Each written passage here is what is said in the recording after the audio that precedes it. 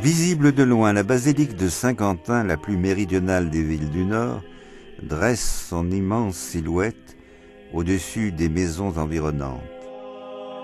Elle a été construite pour abriter les reliques de Saint-Quentin, saint particulièrement vénéré dans le Nord. Il vivait au IIIe siècle et fut martyrisé par les Romains. Sa dépouille fut jetée dans les marais de la Somme où on perdit sa trace.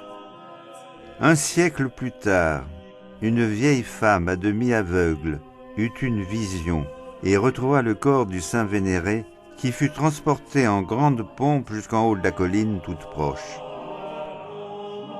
On décida d'édifier à cet emplacement une église qui prit au cours du temps des dimensions considérables. La construction de la basilique fut longue et périlleuse. Elle dura du XIIIe au XVe siècle, ce qui permet d'analyser ici, dans toute leur complexité, toutes les variations du style gothique.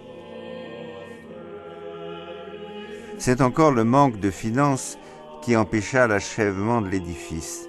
La façade n'a jamais été terminée et l'on peut encore voir la vieille tour-porche héritée de l'ancienne église romane. Au seuil du sanctuaire, le père Dedouville nous accueille. Eh bien, lorsque j'ai été nommé, il y a 9 ans, curé de la basilique de Saint-Quentin, je suis venu refaire un tour au mois de juin. Il y a longtemps que je ne l'avais pas vu. Et en entrant, eh bien, c'est rare, mais je dis qu'elle est belle. Ce qu'on appelle l'émotion esthétique.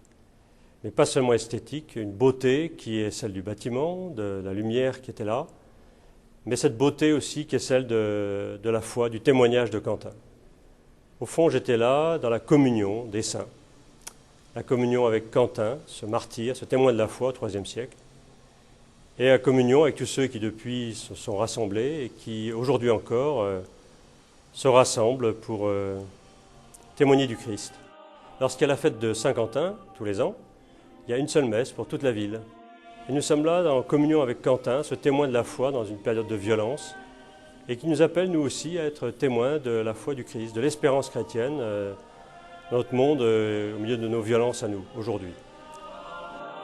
Lorsqu'on pénètre dans l'édifice, on est frappé par ses dimensions gigantesques. L'harmonie entre les grandes arcades et les fenêtres hautes, la distribution exceptionnelle de la lumière, l'audace dont fit preuve le maître de Saint-Quentin dans l'élévation du chœur, font de la basilique une œuvre majeure de l'architecture gothique. L'utilisation exclusive du cercle imprime un rythme original et exceptionnel au cœur de la basilique. Les chapelles construites tout autour s'ouvrent par des arcs retombant sur 2 colonnettes monolithiques d'un effet très heureux. Mais la basilique a une autre particularité, c'est d'avoir un double transept, singularité qui ne se retrouve qu'en Angleterre. Notons tout particulièrement la façade sud du petit transept. Elle est exceptionnelle. En grand péril de se perdre, elle a été reconstruite sous l'égide de Louis XI par le maître Collard-Noël. Quant au grand transept construit au XIVe siècle, il rompt avec le style ogival qui l'avait précédé, en adoptant le style rayonnant. En fait, la basilique, en raison de sa taille, fut continuellement en péril. Ainsi, les piliers du chœur accusèrent un devers impressionnant qui engendra la chute des voûtes et donc des travaux multiples et importants. Malgré ses défauts et ses fragilités, l'architecture de Saint-Quentin garde pour ses amoureux un charme unique fait d'élégance et de références musicales. Des notes sont même gravées sur les murs, indiquant l'intérêt des architectes pour la musique.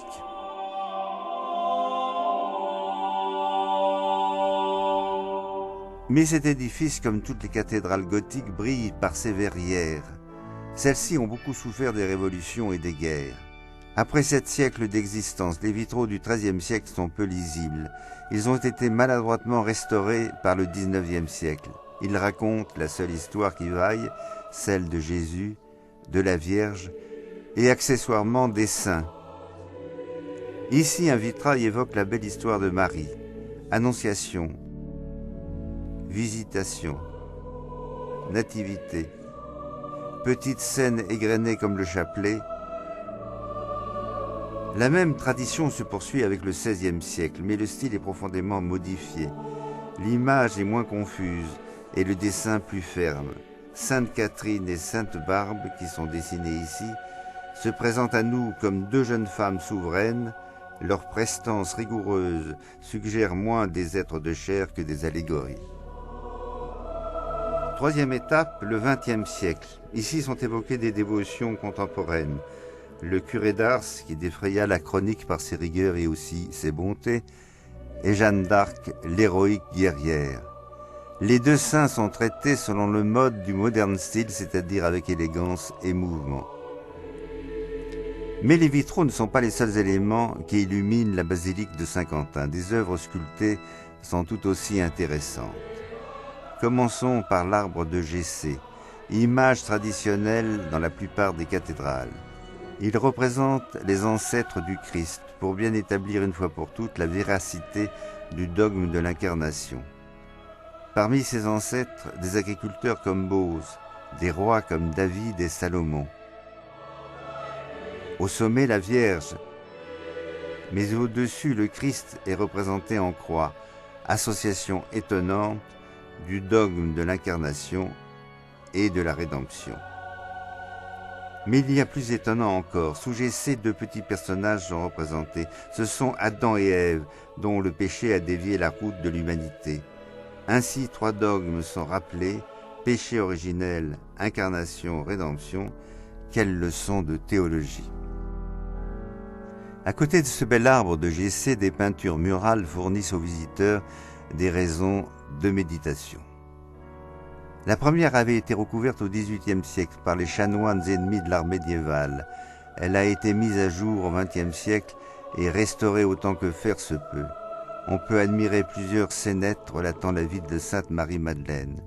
Conversion de la Sainte, repas chez Simon, départ des Saintes sur un bateau sans gouvernail et débarquement sur les côtes de Provence.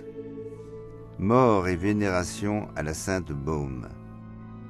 Ces peintures, bien qu'abîmées, sont d'une grande fraîcheur et sont plus authentiques que les fresques du XVIIe siècle, lesquelles n'ont pas eu la chance, si l'on peut dire, d'être conservées sous un enduit pendant 2 siècles.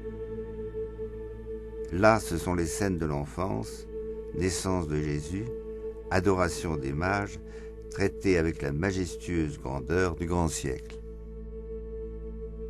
Autre point fort de la basilique, des reliques du saint sont proposées à la vénération des fidèles, en particulier sa main.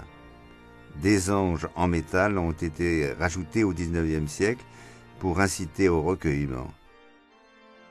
Le saint, avec sa broche dans l'épaule, nous rappelle les conditions de son martyre. En sortant de l'édifice, on ne manquera pas de remarquer 2 éléments intéressants. D'abord, un pavage de caractère singulier. Il n'en existe que quelques-uns en France, dont Chartres. Les pèlerins l'utilisaient pour leur dévotion et parcouraient à genoux son dessin irrationnel et compliqué avant d'accéder comme une délivrance au cœur de la basilique. Juste au-dessus du pavage a été mis en place au XVIIe siècle un bel orgue. Le buffet haut de 20 mètres, dessiné par Jean Bérin, témoigne de la qualité de l'art de la menuiserie à la fin du règne de Louis XIV, avec ses 7 tourelles, ses claire-voies sculptées, ses grands séraphins sonnant les ailes déployées de la trompette, un groupe charmant d'angelots et un médaillon représentant l'Assomption de la Vierge. Nous sommes à l'aube du XVIIIe siècle. Se détachant de la rigueur et du dépouillement du grand siècle, le nouvel art donne la pleine mesure de son allégresse et de sa joie de vivre.